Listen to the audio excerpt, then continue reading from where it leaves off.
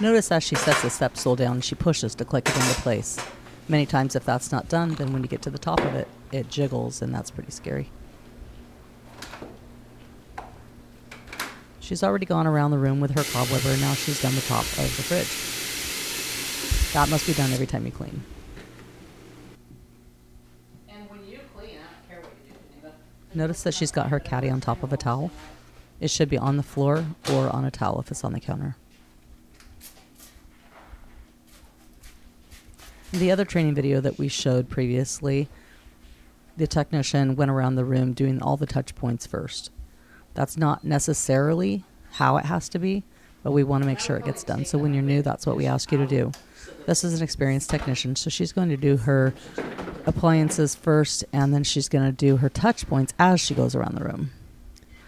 Notice that she's sprayed in the microwave, and she's going to wipe with a dry cloth only if it's very lightly dirty or just really not very dirty at all. If it's been getting used and it has food in it, she'll wipe it with her wet cloth and then dry it.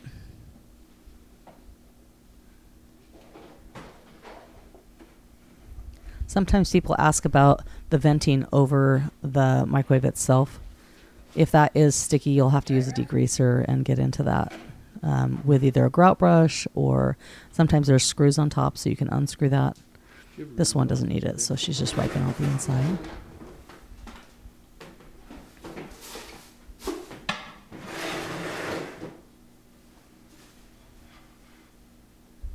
Now, obviously, in the other video that we showed of the last kitchen, we soaked the microwave tray in the sink. Sometimes they're not that bad most of the time, and you can just wipe them off and place them right back. You don't need to put them in the sink necessarily, but do be careful with them.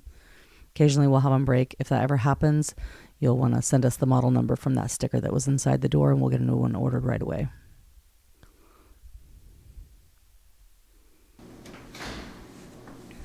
Notice that she's getting the grease off of the cabinets over the microwave. The reason that she's doing the microwave first and the stove is because they're the dirtiest parts of the kitchen.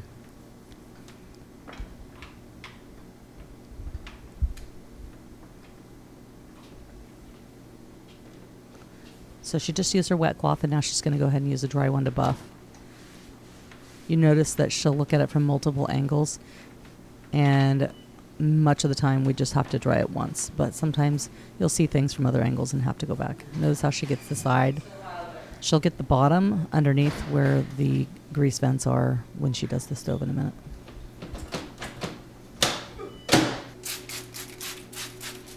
Now in this case, she's choosing to spray her heavy duty cleaner. That's not the same as degreaser. This is an Airbnb. It's not very dirty. This is just a light, heavy-duty cleaner. It's not meant for super greasy projects. If you do have a super greasy stove, you're going to want to get your heavy-duty cleaner out of your deep clean box. I'm sorry, the degreaser from the deep clean box. This heavy-duty cleaner works for 90% of houses, and it is what is standard on your kitchen caddy. It doesn't damage the paint or any of this other stuff at all. So you can see that she's just doing kind of a light wipe. This is not a terribly greasy situation. You can see as she's doing it right now, she's wiping around the buttons. She's wiping the buttons off, but she's not removing them. However, after she wipes for a minute, she realized that there's a little bit more than she thought there was, and so then she chose to remove the buttons, wipe under them, and put them back. Never over clean. So if it looks awesome without taking the buttons off, then don't take them off. But if you've wiped around them and then you notice something, you're going to be a professional and go ahead and remove them and do what it takes to make them look just right. So the stove looks really good. If it was obviously had lots of burnt on stuff, she would have started with her heavier cleaner, which would be her barkeeper's friend. In this case, it looked really good, and she wasn't sure she was even going to have to use barkeeper's friend. So that's why she just wiped it off with heavy duty cleaner first.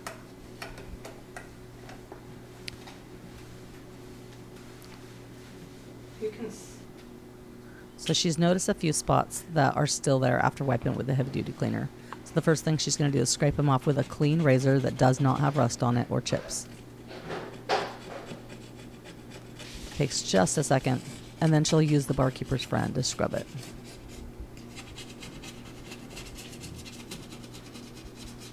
She could do this job without the razor if they're just light spots. The barkeeper's friend might take it all off, but this just expedites the process and saves a little time. If it was heavily built up, then she would use the razor a lot more. You'll notice that she's using a liquid barkeeper's friend. It is no different than using a powdered barkeeper's friend, except you don't have to add the water. And we also are showing in this video that she's using a cloth to scrub it. That's one way to do it, but I don't recommend that. We request that you guys use your blue non-scratch scrubby sponge on this scrubber side.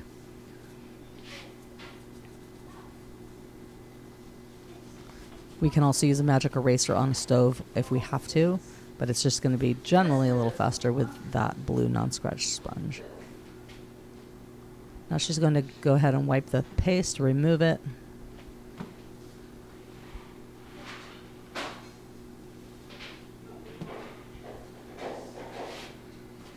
And then she's going to take a clean, dry cloth to wipe and buff off the rest of it. Sometimes you'll notice a little bit of the barkeeper's friend can be in the little gasket around the sides of the stovetop, in which case you'll need to kind of stick your finger in there and press into it, or get another cloth if it's too bad and clean it off. Now she can't use those towels again until they're rinsed out thoroughly, so she'll end up getting a new drying cloth, because that drying cloth, she switched it before she did the front of the stove because it had barkeeper's friend in it. Notice how she's not wiping the actual inside of the drawer unless it needs it. If this were a deep clean, she would pull the drawer completely out, wipe out the inside, and then wipe underneath to get under the stove. If it had dog hair and stuff underneath, you could even stick your little hose of your vacuum under there.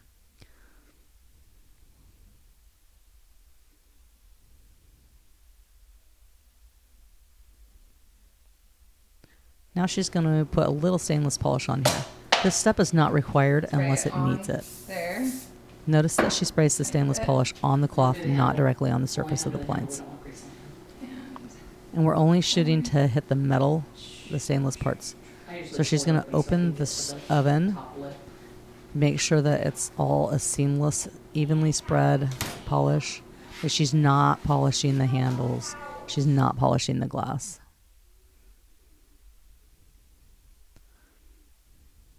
You don't want to put too much stainless polish on there either, because then often it's just too much and it looks kind of funny in a couple hours after it fully dries. So it's just a very light amount. So now that she's done with the dirtiest part of the kitchen, she's going to go all the way to the far right side of the kitchen and go around in a counterclockwise position because she's right-handed. So that's going to be her free hand. As she moves away to the left, her right arm will continue to move. So she's starting with the table and chairs and the switch plate over by the door. Get those wiped down and disinfected. And then she'll move around the room. At the beginning of the video, you saw her fill a bucket. She could have used a sink plug and put a little water in the sink if she chose to, but it's better to put it in a bucket so it's portable. She put a little bit of Dawn dish soap in there, not much, just 1 or 2 drops. And a couple drops of disinfectant is all that's needed. And we only fill the bucket about 1/4 of the way to 1/3 of the way. Notice that she's pulling out the chairs and wiping them off. Never skip this step. This is one of the common complaints and missed items in kitchens is dining room chairs and dining room tables. Often the dusting person thinks the kitchen person on the team is doing it, or vice versa.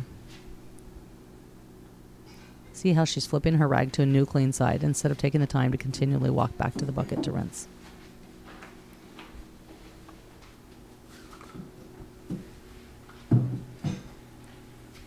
There is one thing that should be done that's not being done in the video. Can you tell what it is? She is wiping the counter, which is awesome. She's wiping under the items, which is awesome. However, she did not wipe the sill of the windows. And that's just like other furniture. We do that every time at every house. So she should have just picked up the bottom of the blind real quick and hit that windowsill.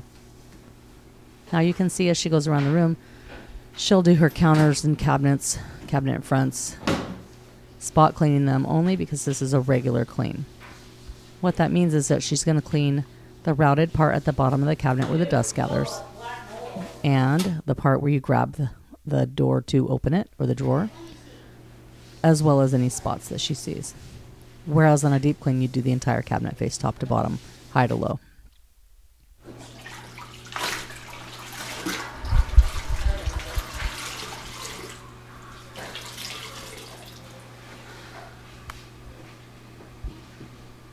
Notice she folded her rag again, so she's got 8 clean sides.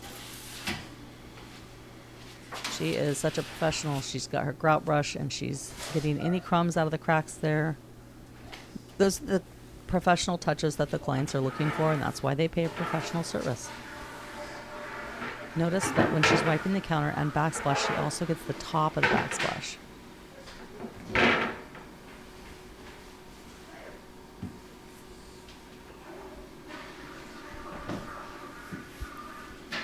Now she's spot cleaning the top cabinets. Ideally, it would be better to spot clean the top cabinets before doing the counter. That way, if any crumbs or anything fall off your cloth, they're not going to go down onto the counter that you just cleaned. Again, she's doing her touch points. She's going to disinfect her handles. She's going to hit the door. You saw she's just showed her wiping a little bit of the inside of the door. She also wiped the outside of the door, not on camera. So all those little grooves that the dust gathers in are being done. Any items that are on the counters are going to be wiped off. We're not doing a long scrub, not a major detail, but we're wiping them off. Now, if that coffee maker was really dirty, then we would go ahead and wash the coffee pot and just spend a little more time on the coffee maker. But she did pull it out. She wiped under it. She wiped the item off.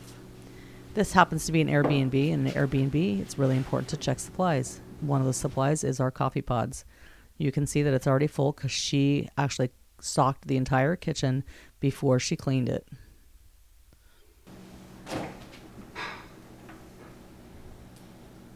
Now she's taking a damp cloth that's really well wrung out, not super wet, and she's cleaning off any fingerprints or smudges on the front of the fridge. After that's been done, she's going to stand back and look to see if it needs any polish or not. Many times the refrigerator does not need polish, and a lot of our clients are currently purchasing no smudge stainless as a new product. So definitely watch what you're doing and do not put stainless polish on a refrigerator that just doesn't need it, or it's not a product that is even actual stainless steel. Sometimes you'll need to look under the sink and see if the client has any, just so you know if it's being used in their home. But we don't use the client's product. So you can also stick your finger on the stainless and kind of go back and forth and see if it feels oily or not. That's another way to tell if they've been using stainless. Notice that she only put a tiny bit on the cloth. There's already quite a bit in the cloth because we keep that cloth on the caddy for several weeks before it gets dirty and we switch it out. It's not used for any cleaning. It's only a polishing cloth. Notice that she's going with the grain, and after she wipes her polish on, she's going to flip her cloth over and she's going to kind of buff it off a little bit to make sure that there's not any extra buildup where she put it on too thick.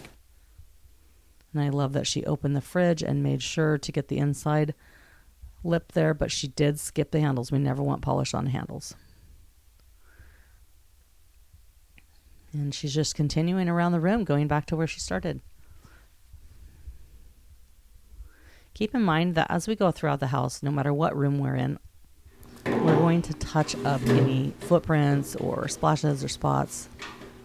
So in this case, what I'm referring to is that the baseboard in front of the bar stools does need a little touch up, and so she's going to hit that right now. So if your cleaning protocol for that day, your deep clean rotation that you're doing, or your periodic rotation you're doing, for example, is the blinds, but you're going throughout the house and you're cleaning things and you see a splash on a baseboard, you're going to still wipe it off. You're just not doing all the baseboards. So that's what she's doing here. We always want the client to feel like their home is being kept up and not be able to easily see which rotation we're even on for our deep clean rotations. So the last area of the room for her to do is the island. The area that she's cleaning right now, the cabinet fronts on the island, are probably the number 2 most forgotten item in a kitchen, because we're standing there looking down into the sink as we rinse our cloth, and so we just often don't even think about the area we're standing in. Notice that she wiped the top lip of the dishwasher when she opened it. That's really important too. Now she's cleaning off the smudges, and many times she won't need a polish. This particular machine does need polish, just a little. And make sure not to get that on any thing on the face.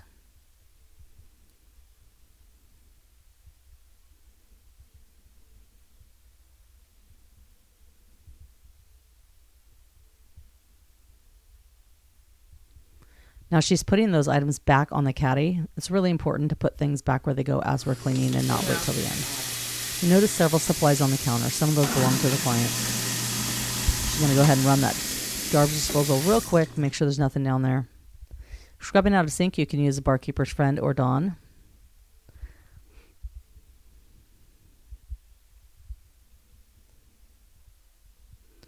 And in this case, you can also use, on a regular stainless steel sink, a magic eraser or a blue non-scratch sponge. Do not ever use a green one. Never. That belongs to the client, as well as the dish scrubbing wand. She's just going to put those under the sink so it looks nice. Sometimes we leave them in the sink when we're done, but we do make sure they're rinsed out and they look decent. So in this case, she does have liquid barkeeper's friend. Most of our caddies don't stock that anymore. They only stock powdered, which is fine. You just make a little paste by adding a little water to your powder. This step is often skipped by cleaners that are in a hurry to finish up a room when they feel like they're behind, and they'll just kind of wipe out the sinks and they look okay. And we do have clients that come back and say, you know, the only thing they forgot was the barkeeper's friend. They know what our supplies are. We tell them our supplies on our walkthrough, and we describe very clearly how we clean the house. So they're expecting us to use that when it's necessary to get out the last bit of stuff, especially in the white sinks. But there are plenty of times that you can just clean a sink out with a magic eraser and some Dawn dish soap, and it looks just fine. So don't over clean. You're the judge of how much is needing to be done, but when you're done, it should look clean. And she's going to take the grout brush and get around all the grooves.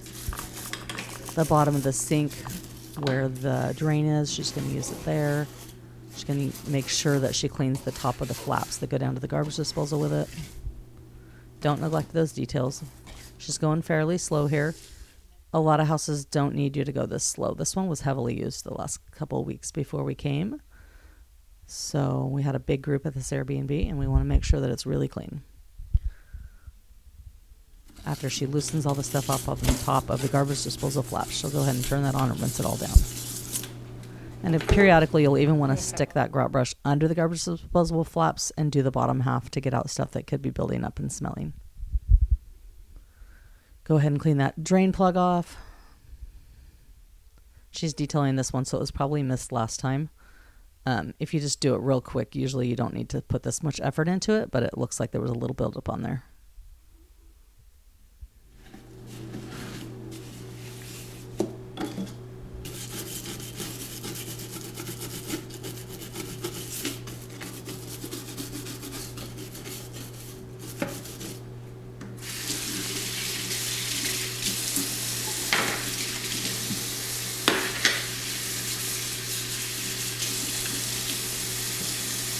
So she's rinsed out her sponge thoroughly because she's going to then throw, she's getting the barkeeper's friend of it, and she'll throw it in a bucket of disinfectant so that it gets loaded with disinfectant, and then she'll wring that out before she puts it on the caddy. And then that way she can use it throughout the day because it's been fully disinfected with our hospital grade disinfectant before it goes to the next house. At the end of the day, that sponge will go in the laundry.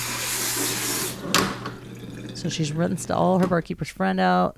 Now she's going to shine everything up, buff it all up so it looks nice and tidy, and there's no residual barkeeper's friend in the bottom of the sink. And we do that whenever we use barkeeper's friend in a sink, tub, or shower. We always wipe out the bottom when we're done, because many times it looks like it's all out and it's not. And then the client will see it when it dries in the bottom of the sink or in the bottom of a tub or shower. It can look white. They'll think we ruined their grout, things like that. So she's doing a great job getting all that barkeeper's friend residual out. It doesn't hurt anything if we don't get it out, but it just is a very unprofessional way to leave the house. Notice she's wiping off the soap dispenser nicely. Sometimes you just have to wipe the top real quick and then set it down. In this case, it was kind of dirty. And she's going to wipe off the client's dish soap that she's leaving there. When she wipes the counters, she's going to kind of bend down and look at them at multiple angles and feel with her hand. to make sure we're not missing stuff. Many times you'll wash a counter and it'll look beautiful, and then you'll lean down and see a few crumbs fell off your cloth. That's not uncommon, but the clients do look for that. So make sure that you're leaning down as well as feeling with your hand.